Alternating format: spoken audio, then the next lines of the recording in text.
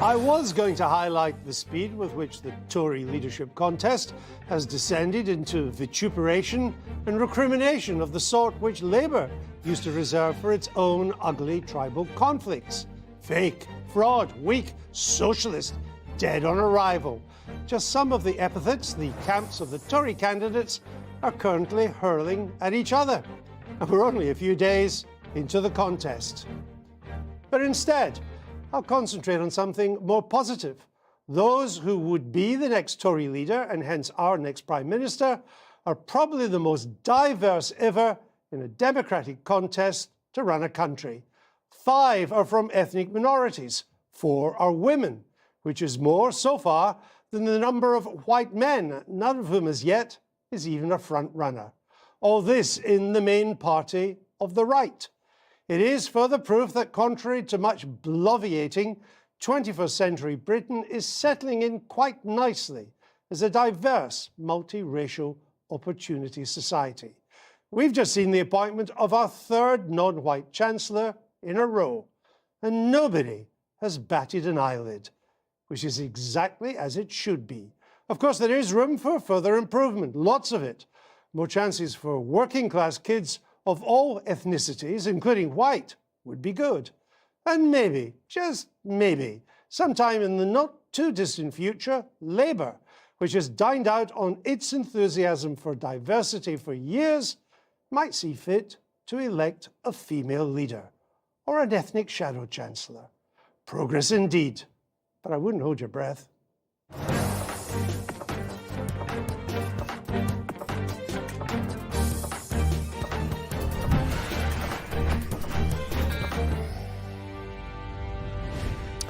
Good evening. Welcome to a special Conservative leadership edition of the Andrew Neil Show.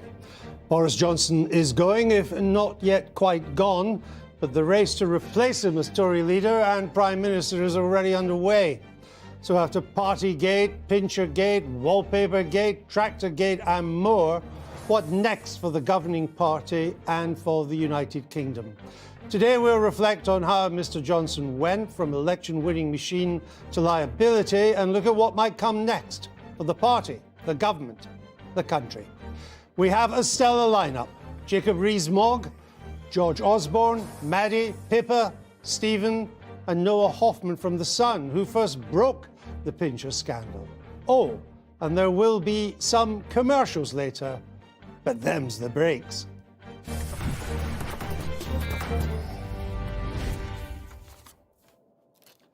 Elections create strange bedfellows. Last week, Jacob Rees-Mogg, who's not even running for Tory leader, was personally endorsed by Sex Pistol Johnny Rotten. Mr. Rees-Mogg is here with me now. Well, it was a week of anarchy in the UK, wasn't it? Well, you could say that, yes. You did, yes. And it was an unusual week in British politics, but we're getting quite used to unusual weeks in British politics over the last few years. This leadership contest now, it has the makings of a rather bitter and nasty leadership contest. That's good news for Keir Starmer, isn't it? I think it's inevitable that when a leader is defenestrated, as with Margaret Thatcher, that the leadership contest that follows is not going to be a bed of roses, but that, as we saw from the result of John Major winning and then winning the general election, things can be turned around in the 2.5 years that remains between now and the deadline for general election. But of course it's better.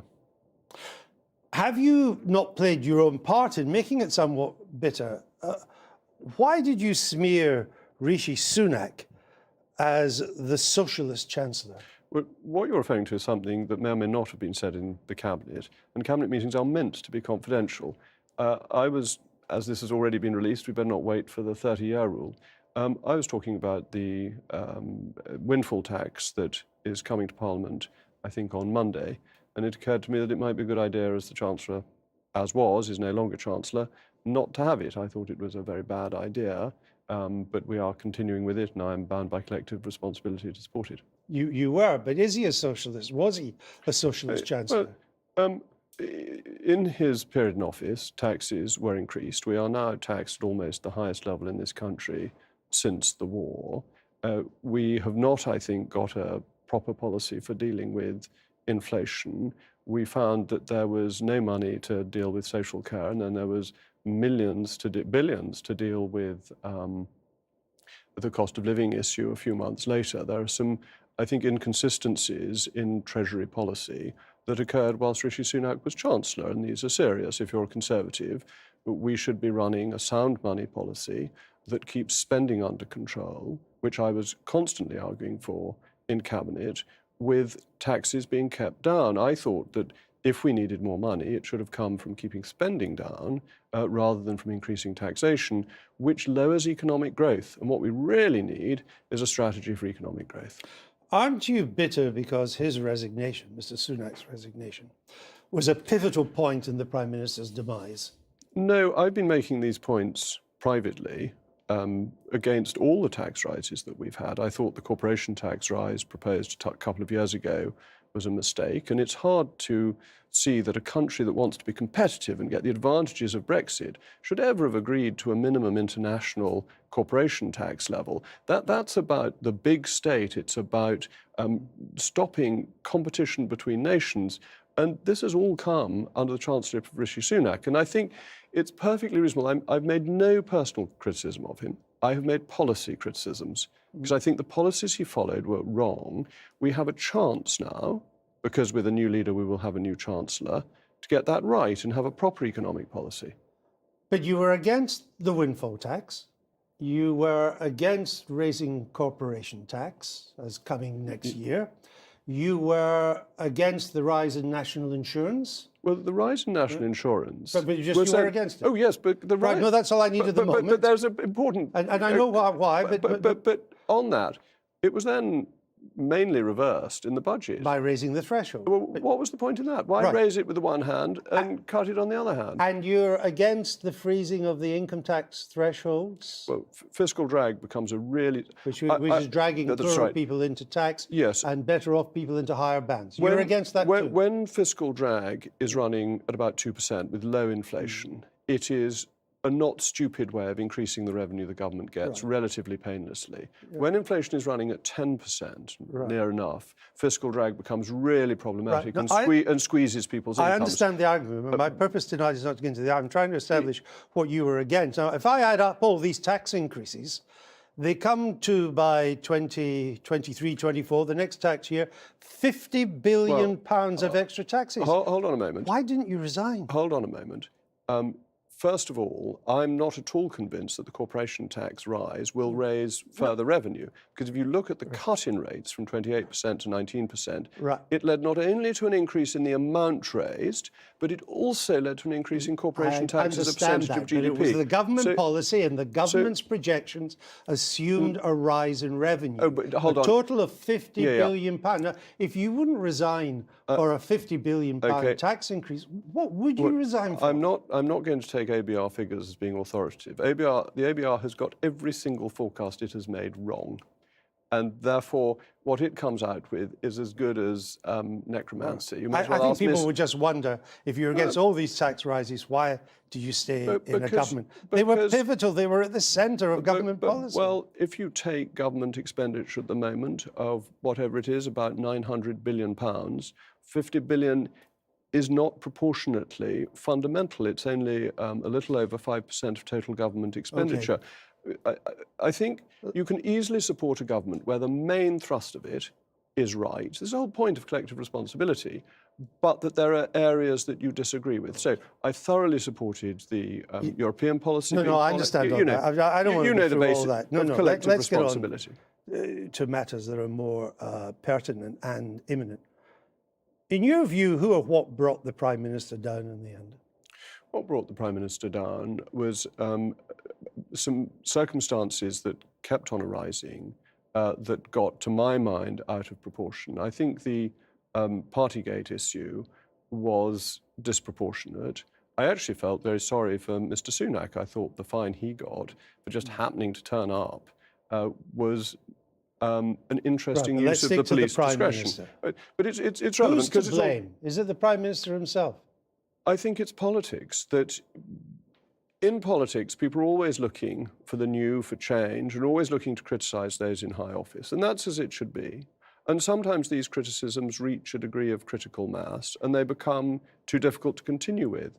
But I think one should remember the great successes of the Prime Minister, who, after all, got us through the extremely difficult period of COVID. Of course, but what I'm trying to understand, since you are his great supporter and you had a ringside seat, what brought him down? Was there a cabinet cabal to do him down? I'm very suspicious of conspiracy theories, that mainly things don't happen through conspiracy, they happen through events. That were some people thinking of leadership campaigns long before? Yes, of course they were, but that probably happens in many cabinets. So there wasn't a cabinet cabal? Not that I'm aware of. What did you make of Nadeem Sahawi accepting the job of Chancellor one day and telling the Prime Minister to resign the next? Well, I think we got into a very fevered atmosphere earlier in the week, and people didn't necessarily consider things coolly and calmly. What role did Michael Gove play? Oh, you must ask Michael. But did you not see a role? I don't know the facts as to Downing Michael's Street role. have briefed that he was, quote, a snake. Is he? Well, Michael is a very able and interesting man who... But is he an able snake or not a snake? Michael enjoys the intrigue of politics. I think even his closest friends would admit that, and he always has. So is he a snake? I'm not going to say whether he is particularly reptilian, but he certainly enjoys the intrigue of politics. You see the state your party's got in when you can't say straightforward, no, a cabinet colleague of mine is not a snake. I mean, that's where you are now. Well, you've put it in a very negative way. No, it was Downing Street that called him a snake. But look, we are in a leadership election. We are determining the future of the country. Big issues are at stake. We must have a proper campaign where people put forward their views, and it's not just about economic policy. It's also about the character of individuals and the character of their supporters. This is fundamental. But character is what did for Mr. Johnson in the end, isn't it? It wasn't great issues of state. It wasn't like the poll tax with Margaret Thatcher. It wasn't like Brexit with David Cameron, which forced his resignation. This was all about the character of the Prime Minister. Up to a point, Lord Copper. I mean, it seems to me that the big issue that remains is related to Brexit and the hostility to the Prime Minister that comes from some people, like John Major, saying he shouldn't even carry on, which every other Prime Minister has always done. But he's not in the cabinet, is he? No, he's not even in Parliament. But some of the bitterness towards Boris Johnson unquestionably became because he had delivered Brexit. And I think that was part of the motivation and was part of the reason that some of these issues that weren't in themselves significant got out of proportion. But you have reminded us several times that the Prime Minister is also the First Lord of the Treasury. So if economic policy was going as wrong or taxation policy was going as badly wrong as you seem to think, the buck had to stop with him. Well, I accept that the Prime Minister is First Lord of the Treasury, but Prime Ministers don't want to lose their chancellors as a general rule, and cabinet government does require a degree of delegation. I think the Prime Minister trusted Rishi Sunak on the economy. Whether that was the right judgment is one that perhaps his leadership campaign will discuss. I mean, if economic policy was on the wrong track, which at the end of the day it stops with the Prime Minister, no matter how strong the Chancellor is. Margaret Thatcher knew that. Even Tony Blair knew that with Gordon Brown. We've had that. Wallpaper Gate, cover up. Partygate, cover up. Pincher Gate, cover up. I come back to this point. In the end, wasn't Boris Johnson the architect of his own demise? You've listed some things that didn't go so well, but let's talk about delivering Brexit, getting us out of the European Union, getting us through the pandemic, delivering the vaccine, opening up the UK economy before anybody else. In the end, that didn't matter as much as the sense in the cabinet that you couldn't trust a damn word he said. Well, I think that's not the right way to look at it. I have never found it difficult to trust what the Prime Minister has said to me. Are you comfortable, as we look at the leadership contest now, that so many running to lead your party are proposing, in effect, unfunded tax cuts, which will be paid for by more borrowing? I think we need to look at economic policy in the round. I am nervous about people highlighting an individual tax change without setting out their stall more thoroughly on what they would do economically. I think the biggest risk to the economy at the moment is inflation. And we need to have a clear strategy for dealing with inflation, which means tighter monetary policy. But that's in the Bank of England. Well, up to a point, quantitative easing requires the approval of the Chancellor. But it's over. They're ending that. Well, they've got 875 billion of it outstanding, which still has an effect. So the approval for the 875 billion has come from a number of chancellors since it started, including the previous one, Rishi Sunak. That is a governmental interest. And of course, the government and the Bank of England talk. It is independent, but realistically, the British people blame... They have to work together, and the British monetary policy. And the British people blame the government for monetary policy, not the bank. But it does sound to me that you are a bit uncomfortable with all these tax cut promises. Is that right? Can I complete the argument? Because I've got a few I understand, but it's a really important one.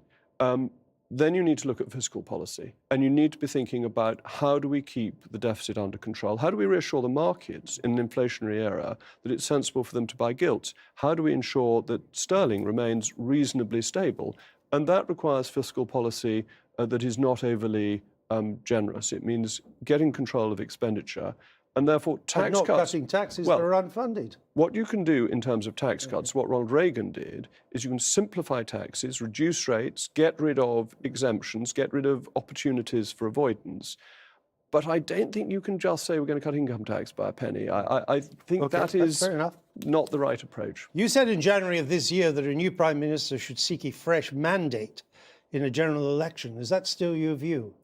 I think that if you look at what has happened previously, many of the candidates will promise people that they will not call an election, and if the polls are favourable in a few months' time, I think it is highly probable that they would go for one. I mean, if you look that with respect, that was not the question. You said a new Prime Minister should seek a new mandate. Is that still your view? I think our Constitution has been evolving, which is what I said, to a point where a Prime Minister needs a mandate, and it can be very risky for a Prime Minister not to have that mandate. It would be electoral suicide for the Tories to go to the country. Not necessarily. That if you think of the Gordon Brown bounce that he had, that was very strong shortly after he became leader, became Prime Minister, which he didn't use. So you think there should be an election? I think before the year is out? I think constitutionally we have evolved in a way where people think that an election will be necessary. Whether the Prime Minister will call one is another matter. I understand that, because we don't know who the Prime Minister is. I expect they will all tell their supporters that they What are your thoughts on who the new Prime Minister should be? I haven't decided. Would you rule some out? I think there are some it would be extremely unlikely for me to support. Sunak? I will not be supporting Mr. Sunak. Mr. Sahawi? I think he is a very good and strong candidate. But look, would you support him? As I say, I haven't decided, and this is genuine. You've already ruled out Mr. Sunak. Yes, and I can... You wouldn't rule out Mr. Sahawi? I can rule out Jeremy Hunt. I wouldn't be supporting him Mr. Tuggenhat? either. I think Tom is an excellent individual, but I will not be supporting him, and I've told him that. Okay. But Ms. Mordaunt? I haven't decided who I am supporting. Ms. Mordaunt? Well, let's leave it at that. I don't want to go into every detail. I want to see what policies people are coming for. I'm just wondering who's left on the list. I want to see... Liz Truss? Okay. I want to see... is a good candidate. I want to see economic policy. I want to see European policy. You've said all that, Jacob Rees-Mogg, and I understand that. Who are your top three that you would choose from? Well, let's wait until we see the full list of candidates, which we don't know. From the 10 that we have now. Well, Priti Patel is a very good candidate, but I don't know if she's standing. Would she be in your top? Ben Wallace was... He's not running, he's not standing. We can count him out. So we've got Priti Patel. Let's wait and see Liz Truss? when we know who all the candidates are. I've already answered on Liz Truss. So that's a yes too? But my interest is in Kemi Badenoch? I think very highly of Kemi. 3? I'm not giving you 3. I mean, I'm not... You just have. I'm not... No, I've said some candidates who I think are good. Okay. And I think we've got lots of good candidates. Altogether. But we've got to see what the policies are. What will they deliver? Can they build on Boris Johnson's successes? Will they ensure the Northern Ireland Protocol Bill is carried through? Do they have an intelligent fiscal policy proposal? Will they ensure that we get the benefits of Brexit, the deregulation that we can have? Will they follow good conservative principles? Do they believe in freedom of the individual? Will they stand up for freedom of speech? Many You issues. set the yardsticks, and you've got a couple of weeks before it goes to the country. That's for you right. to have USA. Jacob Rees-Mogg, thank you for giving up the early Sunday evening, this rather beautiful July night. Mr. Neil, it's always a pleasure. Thank you. Now, don't go away, because when we get back, my personal take on the leadership race and the inside track from Westminster's finest, and, of course, George Osborne too. See you in a minute.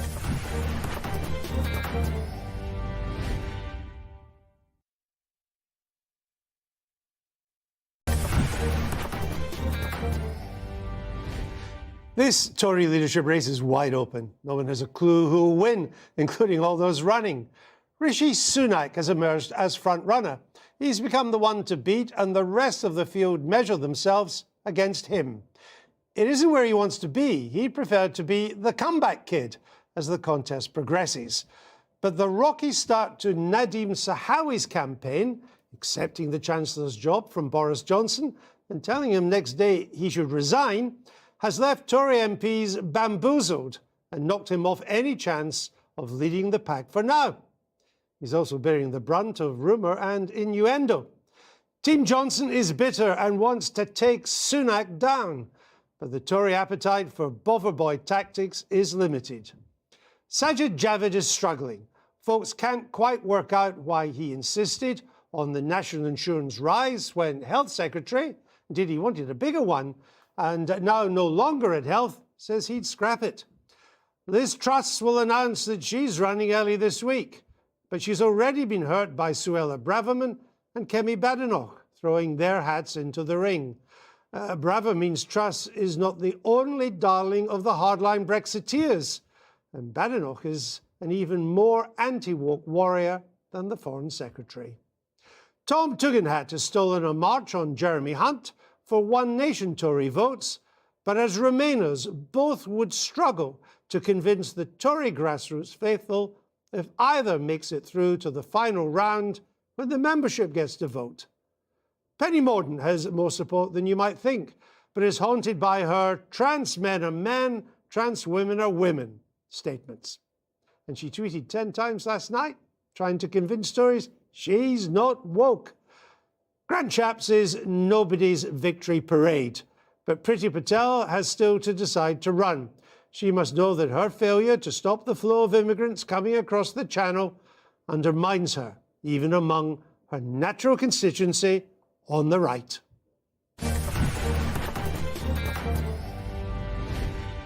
That's my take. Let's pick it up with some of the best Westminster watchers. With me are Madeline Grant from The Telegraph, Stephen Bush from the FT, The Mirror's political editor, Pippa Crea, soon to be of The Guardian, and from The Sun, Noah Hoffman, who first revealed the Pincher allegations. So, Noah, it was a great story. Did you realise it was going to bring a Prime Minister down? I realised it would have huge ramifications, particularly because of the nature of the allegations. Alleged sexual assault is something that you can't really come back from, and the further revelations that came out about the Prime Minister knowing about Pincher's past behaviour was really sort of the straw that broke the camel's back. So I did think it would have a mass impact. I didn't see a direct correlation between the story and Boris Johnson resigning when I first published it. But once again, it was, and knowing what you know about the story, it wasn't just the story, strong enough as that was. It was then the Prime Minister and Downing Street's reaction to it. That's what did him in, was it not? It was, and it was classic Number 10 comms, actually. They have a terrible track record of trying to finish stories, sort of move them out the way, but then sort of different players involved come to us as journalists and they're like, oh no, we have the evidence, Number 10 chatting rubbish, and journalists put that out to the public, and then they need to, Number 10 needs to change their story. And what's been interesting is in sort of the past few weeks even, the time frame between when Number 10 give their initial response and when they give their backtrack has got shorter and shorter and shorter. So it's gone from days to a matter of hours. And we saw that with the Pincher scandal. So yeah, it was only a matter of time from then. It's a remarkable week in British politics. Unprecedented, I would suggest, Madeleine. And yet, in some ways, predictable because of Mr. Johnson's previous behaviour. I get the impression that one of the reasons the cabinet and other ministers turned against him in such numbers was that they were fed up being briefed, as Noah says, by Downing Street, being briefed wrongly, that it not surviving an hour, or even worse, sometimes the story changed while the cabinet minister was on air.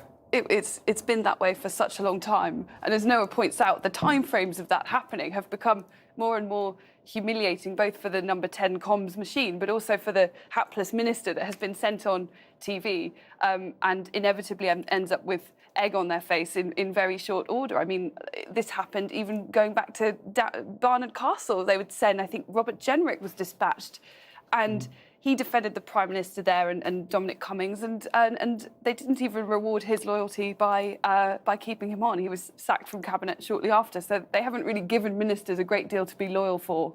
Now, Pippa, you broke the Partygate story, which set the whole ball rolling. So we've got the two journalists who broke the big stories here. The remarkable thing is, in a sense, to quote Theresa May, nothing changed. The Downing Street reaction to whatever the latest scandal, big or trivial, was the same. And so they made a mountain out of a molehill and made it much worse than it need have been if they had deployed something, what's the word I'm looking for? Honesty. Well, this has been the Prime Minister's problem throughout, whether it was Wallpapergate or Partygate, the sex pest allegations surrounding Chris Pincher, and the Owen Paterson allegations, the Owen Paterson case as well. It's not been the scandal per se, it's been their response to it. And that's led from the top. That's led from the Prime Minister, who has been prepared to obfuscate, to tell mistruths, to mislead, and, let's say it, to lie in response. And the number 10 operation has followed that up. And ultimately, it got to the point where he'd been given the benefit of the doubt by so many of his colleagues for so long that when he survived the confidence vote just last month, he was in the last chance saloon. They basically said to him and to the number 10 operation that if you don't change now, if you don't prove that you can handle these things differently, then you're gone. So whatever the next scandal had been, and in this case it was the scandal set off by Noah's great scoop, it would have been about his handling and his response to it. And he showed again that he hadn't changed. The story changed, they denied, they claimed he'd forgotten what had happened, and he was in the same position. And by that point, his colleagues had run out of patience. And that's why, I think, the MPs decided last week was the time to act. But Stephen, he didn't really think he was in the last chance saloon, because throughout his career, both as journalist and politician, he'd been told again and again he was in the last chance saloon, but there was always another drink coming on, and he thought he could just carry on. I mean, the one constant I would suggest throughout this is that Boris Johnson doesn't change. What you see is what you get. Yeah, exactly. I mean, this is someone who's had 3 Downing Street relaunches, 3 chancellors, 3 anti-obesity strategies. But the one thing which doesn't change is the character of the Prime Minister. And as you say, this is someone who has got used to saying, I can grit this out, ignore the noise, who thinks he can come back from nothing. And I think in some ways is still shaped by Michael Howard sacking him that first time for whatever crass thing it was he did, and he got away with that time. And he's always believed that he will always be able to come back. Let's have a flavour now of this leadership campaign, which has been getting underway this weekend. I've got 2 videos and a still to show you. Let's start with the first video. This is from Rishi Sunak. Let's look at this. Let me tell you a story about a young woman almost a lifetime ago who boarded a plane armed with hope for a better life and the love of her family. This young woman came to Britain, where she managed to find a job, but it took her nearly a year to save enough money for her husband and children to follow her. Well, I mean, I'm not sure if we got the full voice there, but if you watch it on YouTube, it's very slick. It clearly wasn't made yesterday.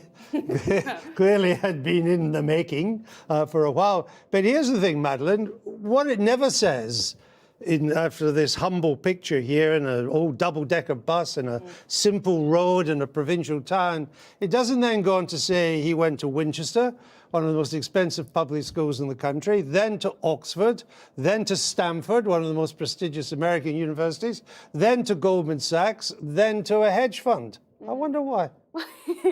Yes, I can't think why. The thing is that this is such a classic template for these sorts of videos, that people begin with the kind of the personal tale, and it often takes a very long time before you get into what I would actually do for the country.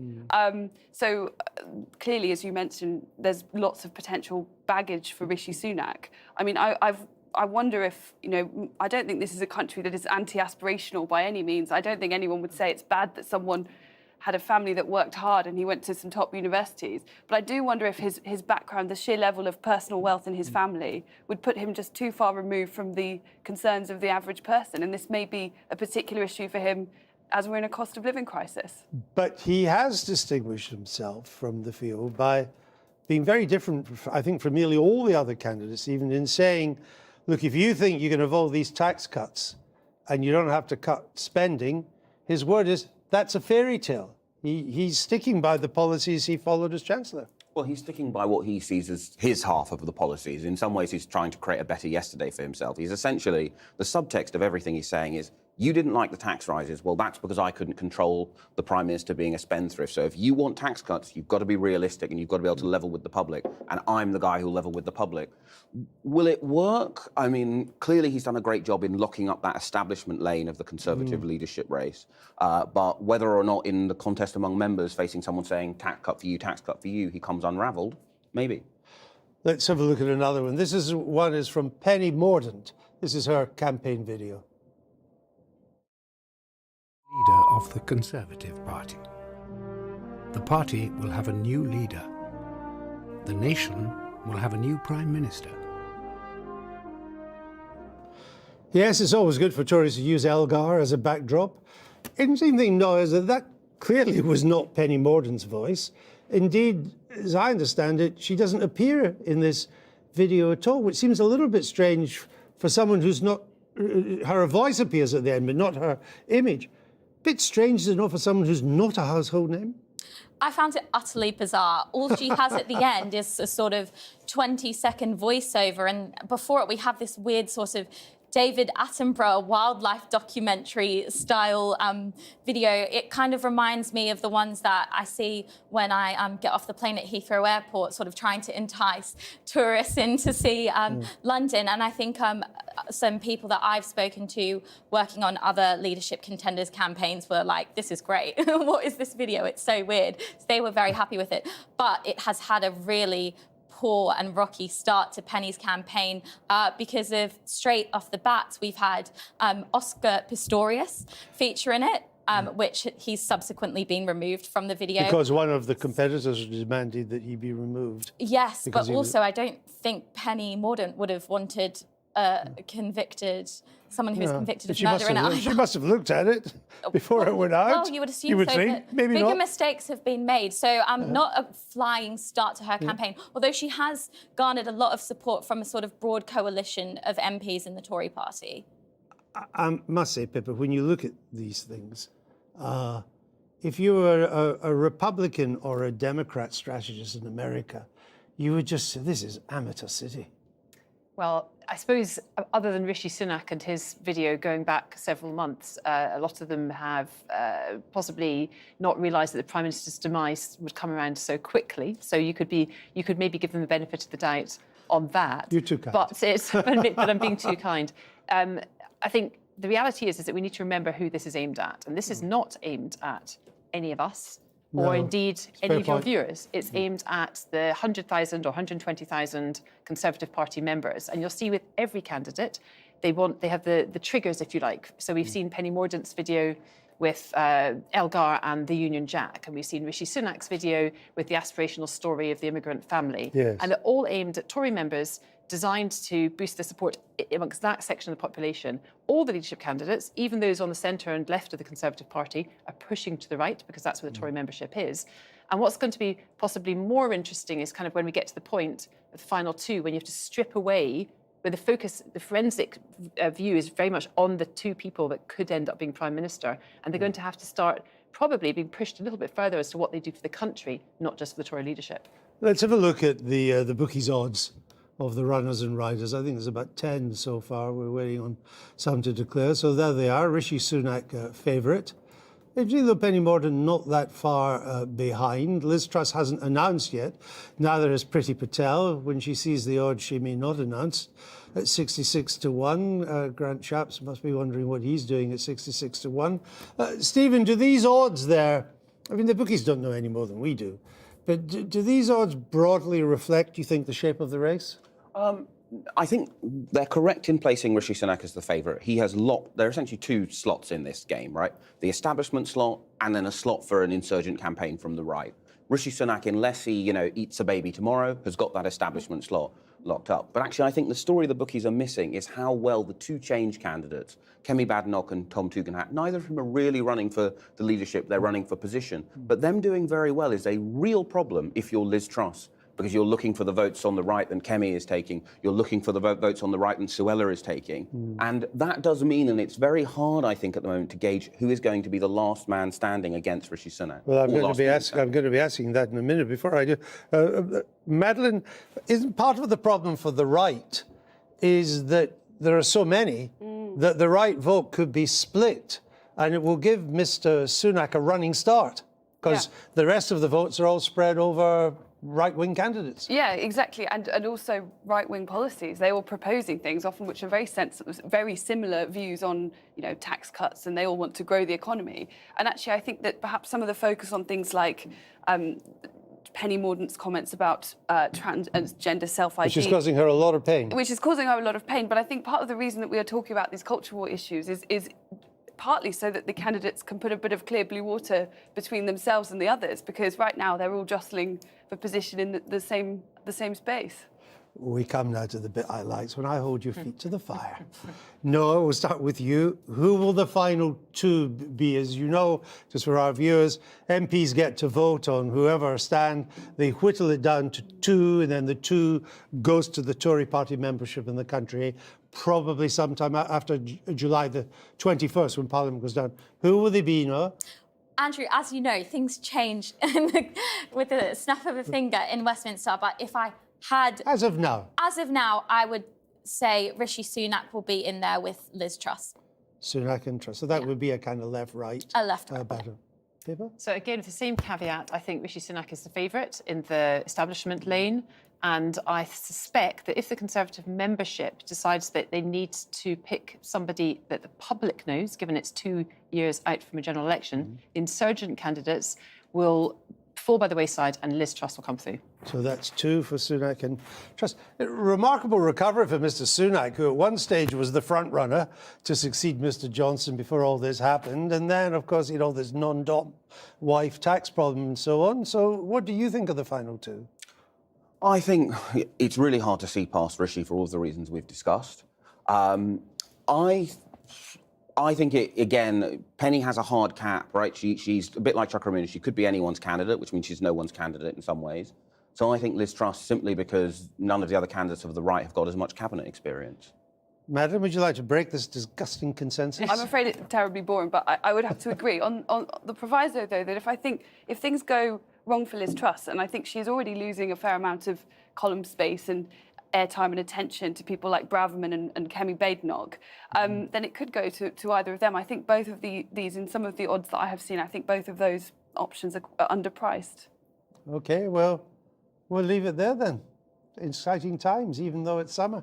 Thank you all very much. There's lots more to come, though. George Osborne is here live after the break. Don't go away.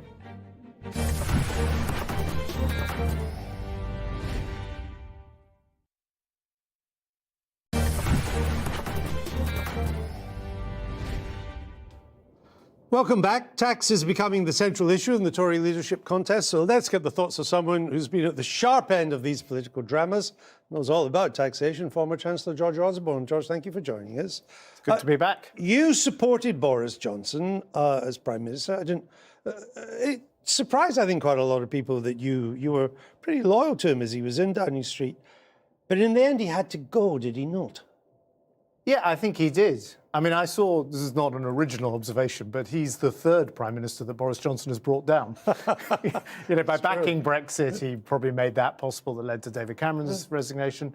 He very much brought down Theresa May, and I think it was Boris who brought down Boris. I was trying to get that point across to Jacob Rees-Mogg, that he was the architect of his own demise. And speaking to the journalists, none of these scandals, some were trivial, some were more important than trivial, but none of them need him brought him down if it hadn't been his response to them. Well, I think the point you made earlier, that, in the end, it was ridiculous that he allowed himself to be brought down by these scandals, and it wasn't, he should have got a grip on the operation. He should have got a grip on his premiership. I think the story of Boris Johnson's premiership will be of a great kind of missed potential. I've known him for 20 years. We're often sort of described as frenemies, but I've always got on with him. And when he was mayor of London, I really admired what he did. And he never really brought that to the premiership. And it was sort of one Downing Street operation after another, one chief of staff after another, one crisis after another. And in the end, we never got the potential. It's sort of like one of the Greek tragedies, which you would have studied at Oxford. The guy who wanted it all his life, and when he got there, just couldn't deliver. Why? Because many people looked at his time as Mayor of London. He was re-elected. He was there for 8 years. And he surrounded himself with good people. And he acted like kind of chairman of the board. And he had people doing things. And people thought, I myself thought, that's probably how he'll be the Prime Minister. He'll be sort of Ronald Reagan figure as the chairman. He'll have a strong chief executive, strong people to carry out his will. But it never happened. It never happened. I think partly, what makes you as Prime Minister is often what breaks you as Prime Minister, as someone once told me. And, you can think of Margaret Thatcher, sort of strong, determined by the end, too strong, too arrogant, out of touch. I think Boris Johnson fundamentally got the premiership through an act of disloyalty, or several acts of disloyalty, if you like, particularly against Theresa May, and then ultimately, can't command the loyalty of his team. He once said to me, he said, I'm not a team player, but I think I can lead a team. And I think, the last 3 years will lead this question, which is, if you're not a team player, can you actually ever lead a team? Because you need to know what it's like to be part of a team. And things like the immediate events of the last week that brought him down over the Chris Pincher allegations.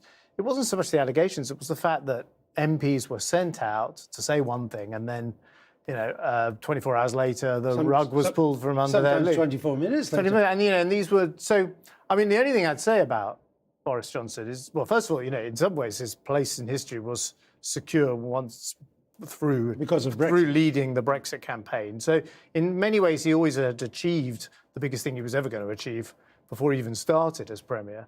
And I think, I'm going to take a guess here, my experience of ex-Prime Ministers, both Labour and Conservative, is they harbour quite a lot of, anger about what happened and annoyance and what. This guy, if you go by his resignation speech, is extremely cross. He's angry.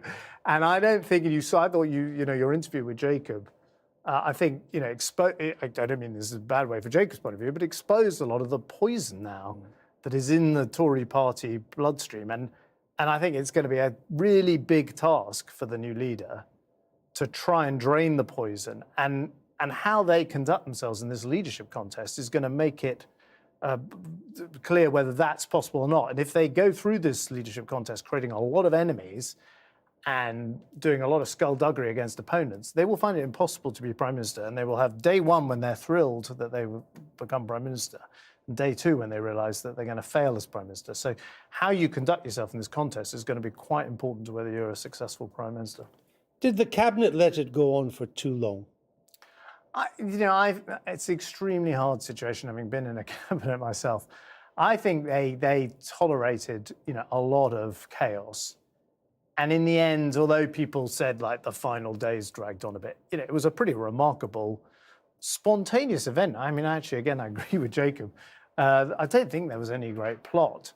I think it was a series of, spontaneous decisions by individuals that they couldn't put up with it anymore. They'd obviously, some of them, been thinking about it for quite a while. But I mean, the odd thing is most Conservative MPs think they can win the next election. It's not like the situation when I worked in Downing Street in the 1990s, where basically everyone knew we were going to lose to Tony Blair, and it was very hard to see anything the Tory party could do. So don't change John Major. Yeah, which was one of the arguments in that campaign. The first leadership contest I worked on, I was doing the photocopying. But most Tory MPs think they can win this, and if the contest is well conducted, if the person who emerges as the winner doesn't have too much blood on their hands at the end of it all, I'll make a prediction that come the autumn, it'll be the Labour Party that's in crisis. There'll be a big, because Keir Starmer has defined himself as not Boris Johnson. Sensible, serious, man of integrity, that's how he'd put it. Now you're going to have a Prime Minister who will be basically saying the same thing. I'm not Boris Johnson either. I'm sensible, I'm serious. And a Labour Party has not really used this opportunity to develop a proper alternative policy agenda. And I bet when you get to the conferences, the Labour conference will be more troublesome than actually the Tory conference, which will still be in the kind of honeymoon period. It'll be a coronation for the new leader. Yeah, but of course, those honeymoons can end quite quickly. The problem with Boris Johnson is that crazy things just happened. Nadhim Zahawi appointed to your job as Chancellor one day, and the next day tells the Prime Minister to resign. That would have been inconceivable in your day. Well, I like Nadhim, but I think he probably should have thought a bit more clearly about what was going to happen over the next 48 hours. I can see, it's like, Lord of the Rings, you're offered the ring, the Chancellorship, number 11 Downing Street, which, any politician would want to be. But maybe you should have thought, if I'm actually going to tell the Prime Minister to go tomorrow, maybe today is not the best day to accept it. But look, I like him a lot, and I think we're still in the relatively early stages of this contest. And although Rishi Sunak, who I also think has been a very strong Chancellor, even if I don't agree with all his decisions, but he's clearly established himself in this race. But the rest of it is wide open. Who catches your eye on the rest? We've got about 10 at the moment. Yeah. I don't know them all as well as some of them. Sajid was my PPS junior minister. Sajid Javid. He's a man of exceptional integrity and experience, and in politics for the right reasons. I've worked with Jeremy Hunt. I don't really know Tom Tugendhat. He's been impressive. Actually, Liz Truss. People have often challenged me in private and says, "Why do you rate Liz Truss?" I remember when she turned up in 2010 as a new MP, she was a new MP who had beliefs. And those beliefs, as far as I can see, have broadly stayed the same, despite the Conservative Party going through quite a few manifestations over the last 12 years. And there is a new manifestation afoot in this leadership contest, which is that with the exception of Mr. Sunak, nearly all the candidates are saying we can cut taxes. Yeah. But we won't really tell you how we're going to fund them. By which the implication is, well, we'll cut and we'll just borrow more. That doesn't sound very conservative. Well, I think it's a mistake. It's a mistake on two fronts. First of all, this contest has been brought about because of a lack of trust and through allegations of dishonesty. Right? That's why we're having a leadership contest. And I think all the candidates should look the British people in the eye and be honest and say you can't have your cake and eat it when it comes to tax and spending. We can choose to have a smaller state and then we can lower taxes, or we can have a bigger state, bigger NHS, bigger army and the like, and we have to raise taxes to pay for that. And borrowing is not a solution because that is storing up trouble for the future and essentially delaying those tax rises. And all I would counsel these people, but I'm not working for any campaign, I'm not advising anyone. All I would say is this contest is ultimately about character. It's not about this pledge or that pledge. And when they get to the membership in the country, I had a large association in the north of England when I was an MP in Tatton, fantastic people. They did not choose their leader on this kind of specific pledge or that pledge. They were making decisions about who's got the character and judgment to be the Tory leader and the Prime Minister. And part of that test is, are you honest with the public? Are you prepared to front up to the public? And we've got ourselves, as a party, into this mess because of being not truthful with people. And I think truth will win out. And the more truthful candidates, the candidates who are prepared to take a risk and say something that appears to be unpopular, will actually be the people who are the popular winners of this contest. And character might be more important than ever because you're following Boris Johnson. Well, that's, look, what I'm saying is people, this whole like cakeism, boosterism, let's have an economic policy. This country is in a very serious situation, right? We need to get ourselves competitive again. We need to be friends of business again. We need to attract investment. We need some radical devolution to make levelling up something more than a slogan. We need to sort out our trade arrangements with Europe. I mean, there are lots of things that need to be done. And just telling people that, we can cut taxes, increase defence spending, increase the size of the NHS, it doesn't wash. You have to make difficult decisions. When I was Chancellor, a lot of people criticised the spending decisions I took, but we brought borrowing down. I believe we got the country into better shape. We created an environment in which more jobs were created than any government in history. So and we won elections on that programme. And lots of people at the time said it's political suicide, but it led to our re-election. So the public, well, you know this, Andrew, because you've been doing this for many years, talking to the public as a newspaper editor and on television. The public are not stupid, and they absolutely work out when they're being offered something that is too good to be true. I mean, just briefly, the only person who's really saying what you're saying is Rishi Sunak. Well, I think that's actually one of the reasons why he's bounced back so quickly from what looked like a very difficult situation a couple of months ago. There are things that Rishi did I don't approve of. I would not didn't like the corporation tax. Well, I cut corporation tax, and I think it did help attract investment to Britain. But they didn't pay for themselves, those corporation tax cuts. About 50% were paid for by themselves, we've subsequently discovered, by attracting more investment. But we obviously took difficult decisions on spending. And the real questions that the Prime Minister and whoever they appoint as Chancellor are going to face are on spending.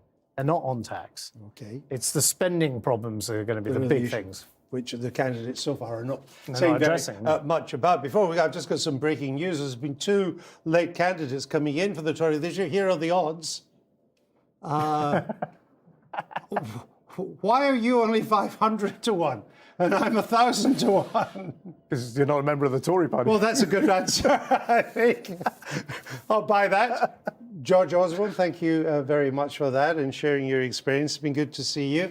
That's it for tonight, and also for our first series. We've done 10 shows. We'd like to thank you for watching and for all your feedback. Well, most of your feedback. The good news is that we're going to be back in the autumn with another series of 10. Probably the last Sunday in September we'll start. So enjoy the summer. I miss you already. It might as well rain until September. Bye-bye.